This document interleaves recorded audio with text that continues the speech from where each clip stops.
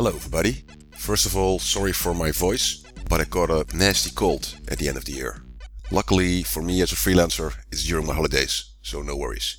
After priming and dimpling all the parts, I can now finally fuse the tail to the center section.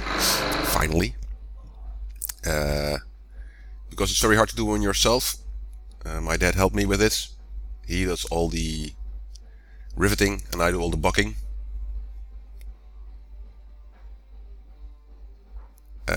Some people do it upside down. I think according to the manual you should have the fuselage upside down so that you rivet down and buck up. But I didn't like it. It doesn't feel very good to do it that way. So we do it the other way around. It's a little bit harder. That is, it's hard to get the rivet in there and then put the rivet gun on it. But it was okay to do.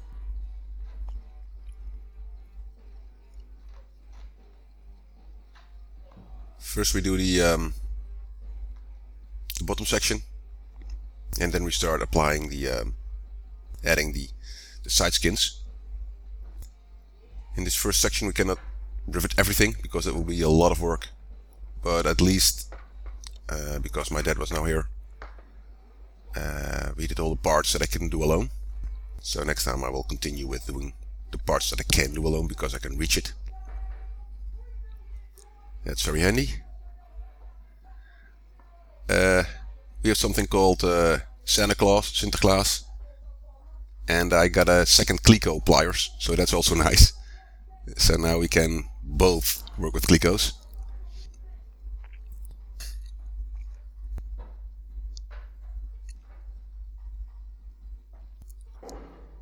We Clecoing the side skins, both side skins, to the frame.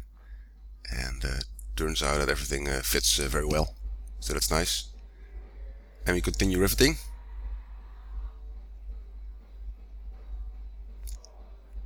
So I created that some auto shops also have. You can just drive under the car. I have that for the plane. Well, it's actually I had it already. I was using it for moving parts, but hey, it also works to lay on, so that's good. So you see, it's impossible to do alone. I mean, your arm should be very long for that. So one on the bottom, and you really have to reach in to the fuselage for the bucking bar. So I don't see how you can do that by yourself. And there are a lot of rivets down there, so it's a lot of work.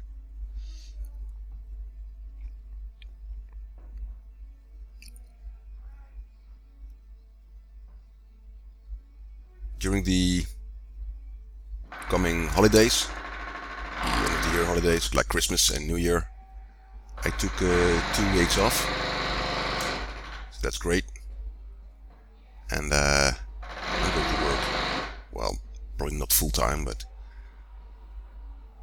at least a lot of time on the airplane. So I think I will make some great progress there.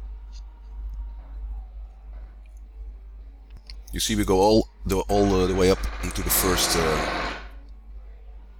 longeron, and then we stop because the rest I actually can do by myself.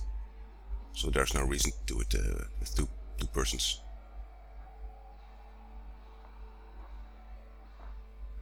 Okay, the other side. Same trick. So my dad is using rivet gun. What we do is we insert a rivet and then I hold it on the top side so that it don't fall out while he is trying to get the rivet gun on top of the rivet. You just have to slightly hold it because these things are very light, so it's not a problem. And then once he's set, I apply the bucking bar and we can rivet it.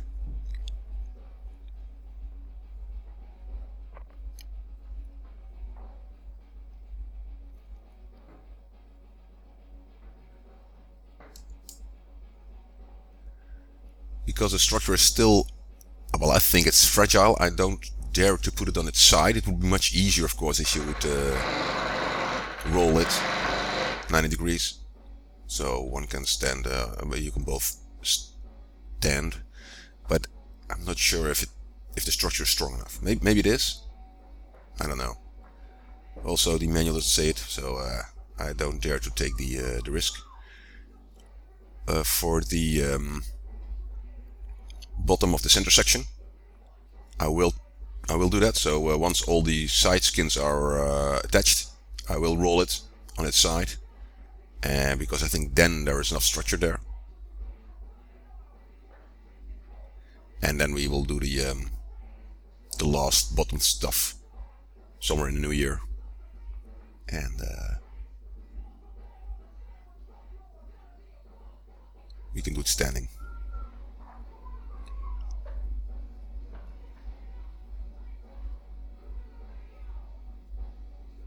It looks like a little bit of acrobatics, but that's actually nice. Now I can do it from the front. So if you're far enough to the forward side, you can stand in the, let's say, the leg room where normally the legs are, and you can buck from there. So that's easier.